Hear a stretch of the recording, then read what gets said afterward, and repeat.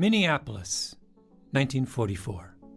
Busy sidewalks, miles of streetcar tracks, businessmen in gray suits and hats, shopgirls in knee-length skirts. The Mississippi snakes through the middle of the city. The Fauci Tower looms overhead. Overseas, the war in Europe and the South Pacific still rages. So many of the younger men are gone. But there is bustle and energy that makes the downtown feel like Chicago or New York City. Unless you look closely and pay attention day after day. And if you did that, you would see a strange sight that set Minneapolis in that moment apart.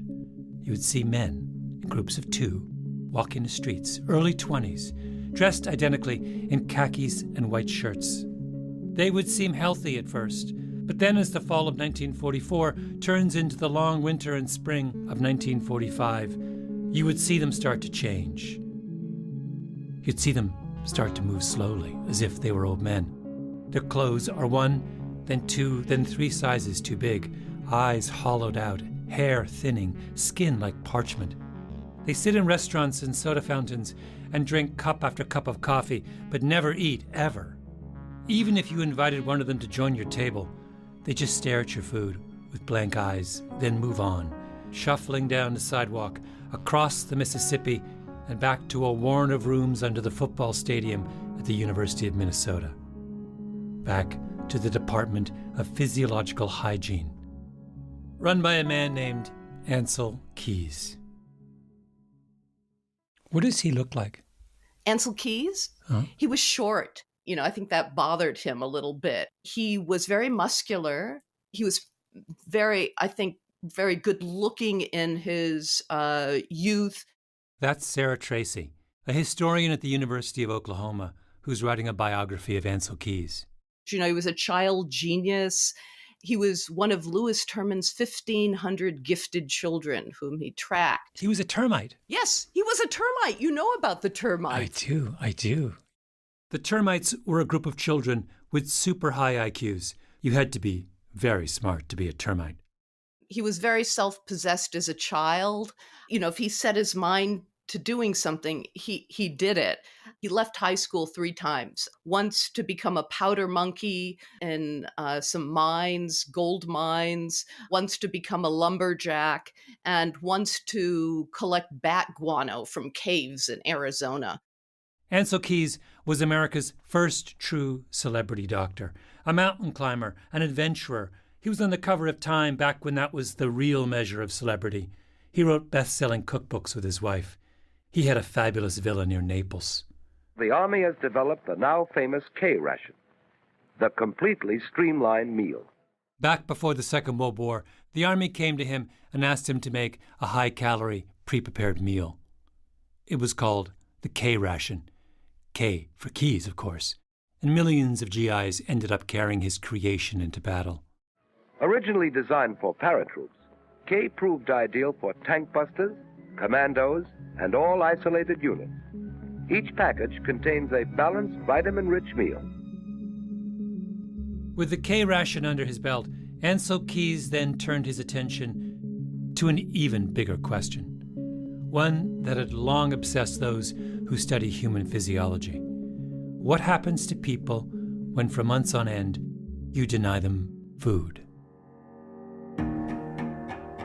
My name is Malcolm Gladwell. You're listening to Revisionist History, my podcast about things overlooked and misunderstood. This episode is about an audacious experiment conducted at the end of the Second World War by one of the most remarkable figures in 20th century science, Ancel Keys.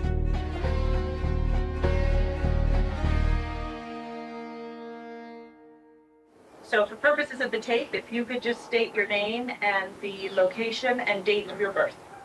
This is Earl Heckman, living at 888 Adeline Drive in Elgin, Illinois.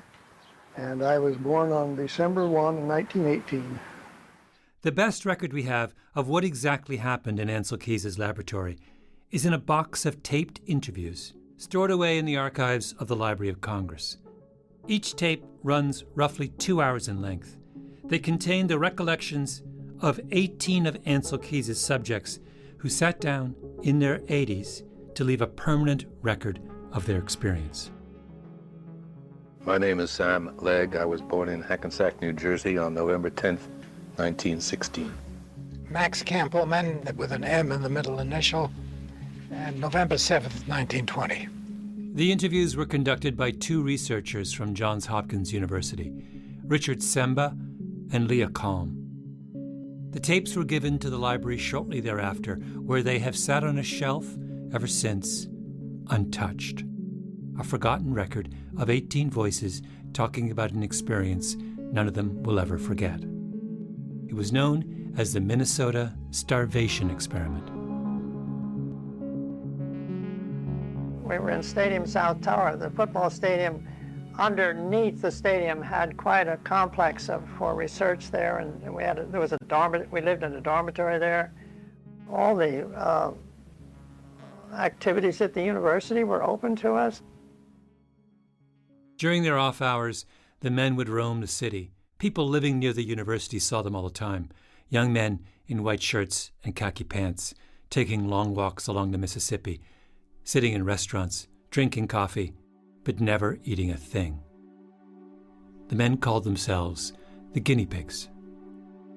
We were all in excellent physical health, and as far as they knew, we were all in good mental health at the time. We did not stay that way during the experiment, but we were. You can go to the Library of Congress and listen to the tapes in the reading room yourself if you like. You might end up wondering, what was Ansel Keys trying to accomplish by putting his subjects through so much? And was it worth it? When I hear somebody say, "Oh, I'm simply starved," I know they don't know what they're saying. Because there's a real difference between what your body craves for as a result of starvation than what you normally feel as hunger. The second episode of this season of Revisionist History was devoted in large part to the story of the famous iodine experiments in Akron, Ohio during the First World War. A doctor named David Marine was trying to figure out how to treat goiter, a condition that causes severe enlargement of the thyroid gland. Goiter was widespread in the early part of the 20th century. Millions of people walked around with baseball-sized bulges on their necks.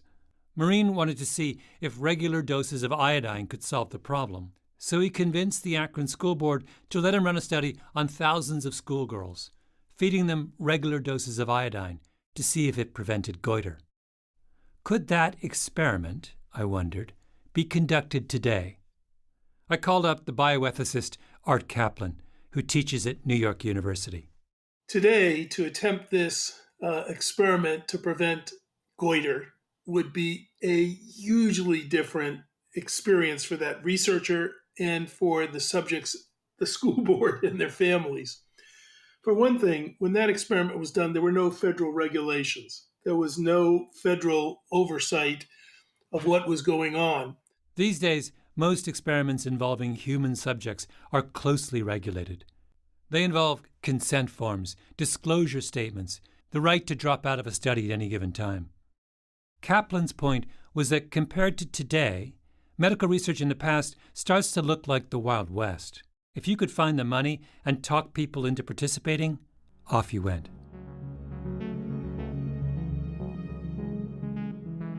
In Alabama, between the 1930s and the 1970s, the Public Health Service launched the Tuskegee Syphilis Study, where a group of African American men were tricked into signing up for what they thought was medical treatment, when in fact all the researchers wanted to do was to find out what happened when you let untreated syphilis run its course. It was maybe the lowest moment in 20th century American medicine.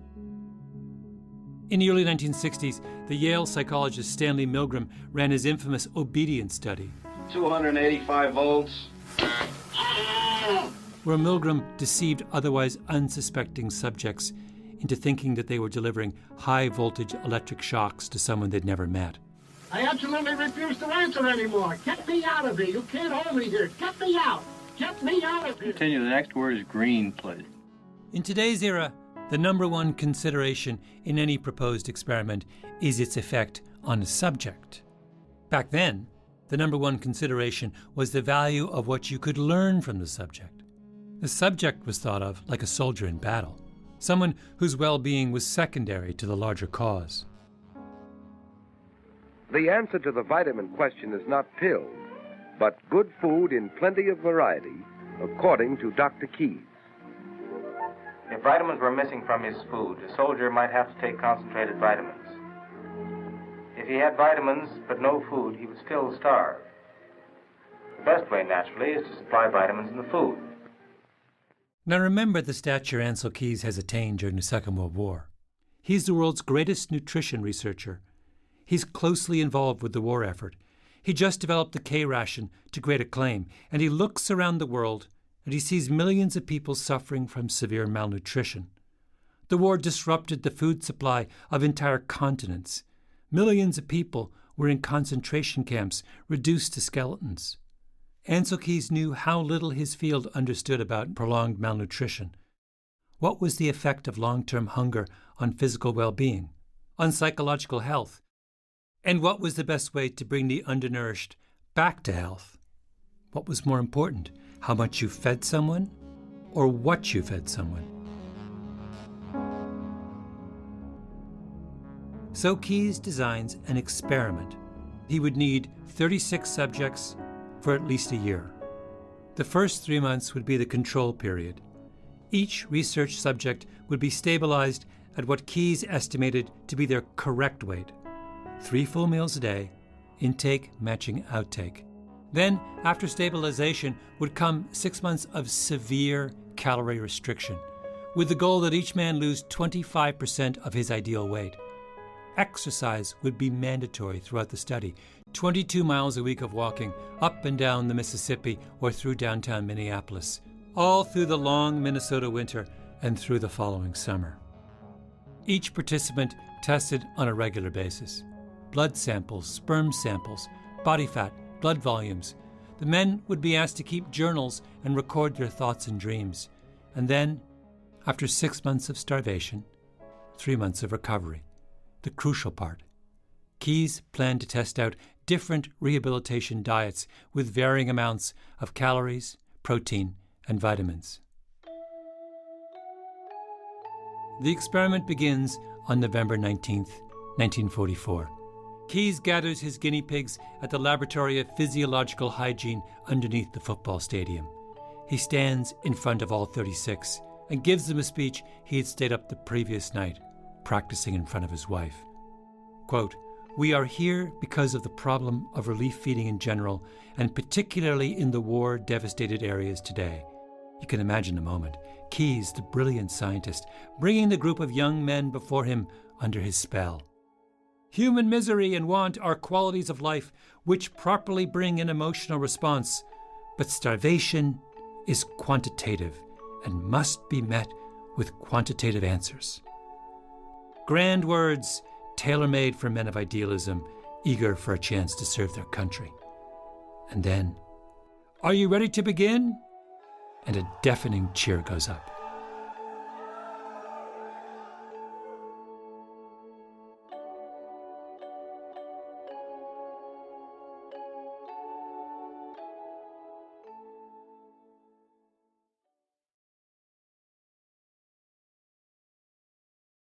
When we started this experiment, we were all given the same amount of food. Right. Listening to the oral histories from the veterans of the Minnesota starvation experiment is a strange experience. We had 6 slices of bread. First they'd take away 2 slices, then 4 slices, 6 slices, and if you still didn't lose weight, then they'd start taking away your potato. The men are all at the end of their lives. Nearly 60 years have passed since the experiment ended, but rarely do any of them say, "I don't remember," or "I don't know." They know, and they remember. And their memories are precise. In fact, it seems like they've been reliving the long year between the fall of 1944 and the fall of 1945, ever since. Do you remember what your lowest weight got down to? 134, I believe. What was sort of your standard weight entering? 180. I went in at 220, and they standardized me down to 180 before the real experiment began. So I got down to 134. The 36 subjects started the experiment with high hopes. Keyes had arranged for them to take classes at the university. The men themselves organized dramatic productions and planned to hold educational seminars. Many wanted to prepare themselves for relief work after the war was over. In the recruitment leaflet Keyes sent out, he mentioned the intriguing possibilities in the fact that there was an all-women's dormitory nearby for those, as he put it, who wanted to be a guinea pig by day and a wolf by night.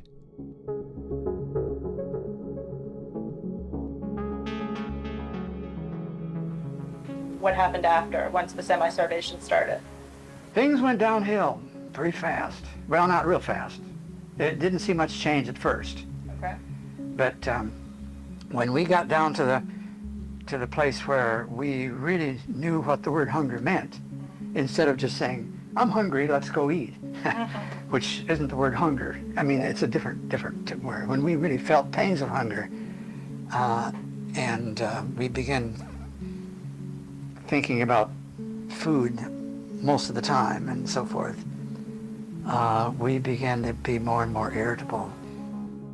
After the 3 months of initial rigor, while they stabilized their weight, the severe calorie restrictions kicked in. Everyone now got just 2 meals a day: cabbage, potatoes, bread slices, rutabagas, and occasional treats of macaroni and cheese.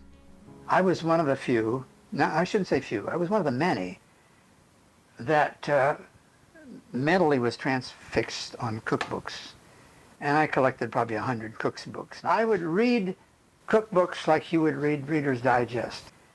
Some of the men would walk into Minneapolis, sit in restaurants, and watch other people eat, the way they might have once gone to a concert or watched a play. They dreamt about food, they argued about food. At mealtimes, they fixated on their plates. I mean, we would lick the plates. Really? And I remember... Well, I heard that caused a bit of tension. I think it did, particularly Ebeling, for instance, one of the first that I saw doing that, and I thought, that's disgusting. Well, pretty soon I would do it myself. So, oh yeah, I mean, I just thought this is, that you would actually degrade yourself to the extent of licking a plate. Give me a break. And then pretty soon we were all doing it. Okay. Coffee was one of the few indulgences they were allowed, so they drank it to excess. 12, 18 cups a day. They chewed enormous amounts of bubble gum. They began souping their meals, their word for adding water to everything they were given to create the sense that their portions were bigger. One of the men took a date to see To Have and Have Not, starring Humphrey Bogart and Lauren Bacall. I'm sorry, Slim, but I still say you're awful good, and I wouldn't take... Oh, I forgot. You wouldn't take anything from anybody, would you? That's right. One of the great romantic dramas of the war years. But he couldn't concentrate, except for the part where Bogart goes to a restaurant. I mean, if you went to a movie, you weren't particularly interested in the love scenes, but you noticed every time they ate and what they ate. During the long starvation phase, Keyes began to lose some of his subjects. One of them went walking through downtown Minneapolis, and suddenly his resolve broke. He'd been having dreams of cannibalism. He went into 17 different soda fountains and gulped down a milkshake at each one. After that, we could not go out without a buddy. And if we had a girlfriend, we could bring the girlfriend in. The doctors would interview the girl and go okay her. So when we went on a date, she'd be your buddy. Finally, after 6 months of starvation, recovery. On the final day, when you were able to finally break, do you remember what you did? Yes. They did a big breakfast for us, and that most of us stuffed ourselves, and then I think I went downtown in one restaurant and went and ate another meal, and then got out and went to another one, and and just I mean, one couldn't satisfy your craving for food by filling up your stomach. Many of us, I think, did unreasonable things.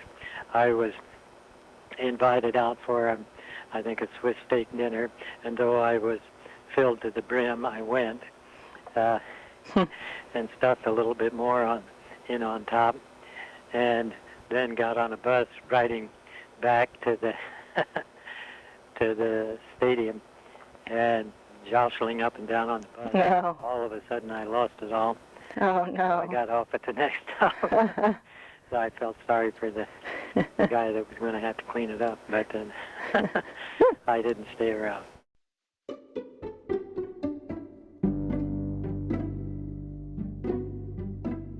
In 1950, 5 years after the study ended, Keyes published The Biology of Human Starvation, his landmark 2-volume account of what was learned during the study.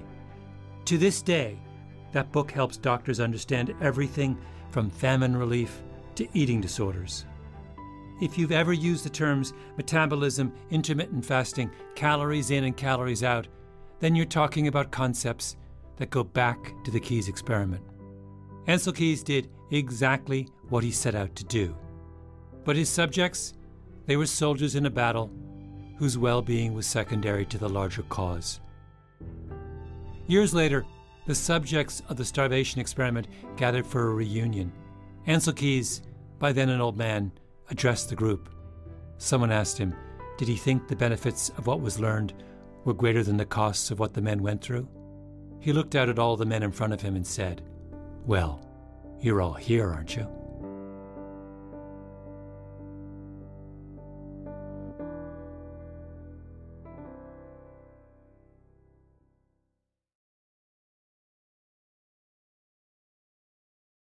Out of all the interviews in the box of tapes at the Library of Congress, one stands out. The testimony of a man named Sam Legg. His father was a stockbroker in New York City. Sam went to the elite St. Paul's private school in New Hampshire and then on to Yale. Sam Legg was someone the other guinea pigs looked up to. That is, until his behavior took a sharp turn during the 6-month starvation period. His moods began to swing back and forth. Like many others, he got obsessed with cookbooks, but his obsession was pronounced. He took to eating in the corner by himself. The historian Todd Tucker interviewed Legg for his book, The Great Starvation Experiment. He writes about the way Legg started to eat. He combined all the food on his tray into one pile. He then took his fork and stirred it and mashed it all together, the thimblefuls of fish chowder, spaghetti, peas, and potatoes, until it was a homogeneous dark gray greenish paste on his plate. He then salted and peppered the amalgamation until it was crusted with seasoning. When he had scraped every morsel off his plate, he then picked it up and licked it noisily until not a molecule of food remained. The slurping noise was so loud it made the other men wince. In his oral history interview, Legg talks about how during the starvation phase, he felt his character start to slip away. I'll tell you a nasty moment. I was walking along, and I obviously had a buddy, but I don't know who it was. And it was deep into the semi-starvation, and we were tired. When they crossed the street, they didn't have the energy to take the half step up onto the sidewalk. We were tired and weak. And so we were standing at a corner waiting for a light or something, and a kid came along on a bicycle. And he was really moving, pumping away and going, I said, I wonder where he's going. And then I said to myself, I know where he's going. He's going home for supper. And I'm not. And then for a very brief, I hope it was brief, moment, I suddenly hated that boy. And that, I hate at this point to tell you this, because it doesn't speak very well for me. But I have remembered it with, I guess, horror, that I could feel such a thing. So utterly irrational, but But there it was. And you ask, an experience that I remember, I sure remember that.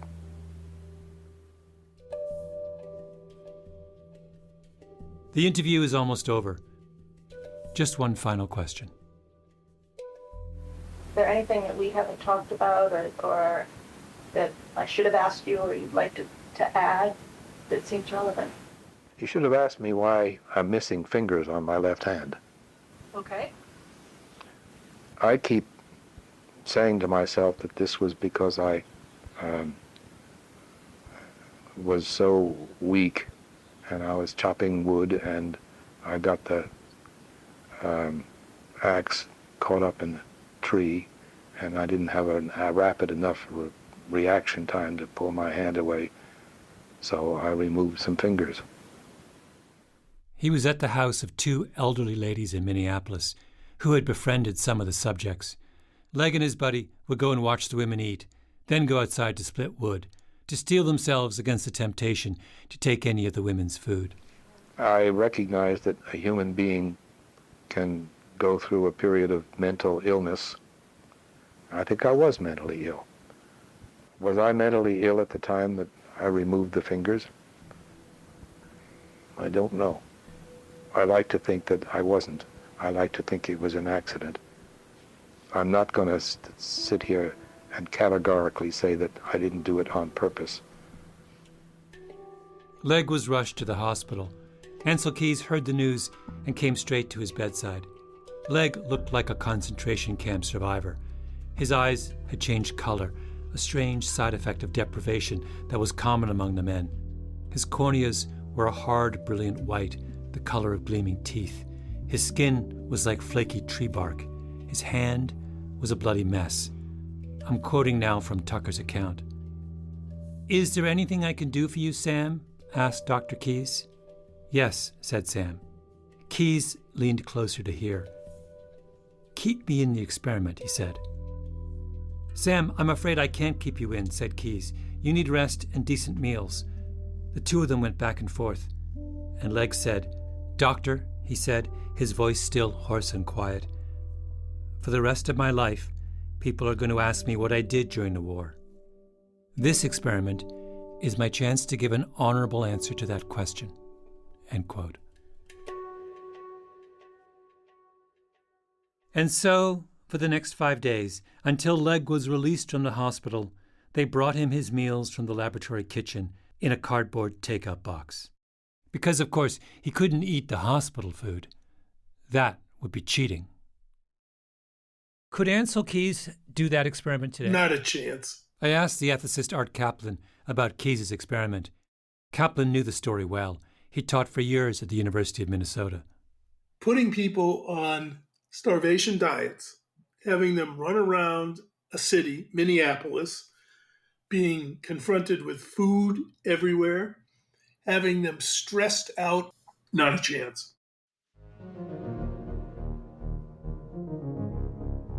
The Minnesota starvation experiment, or any experiment like it, could never be repeated today. In the next episode of Revisionist History, we ask, are we sure that's a good thing?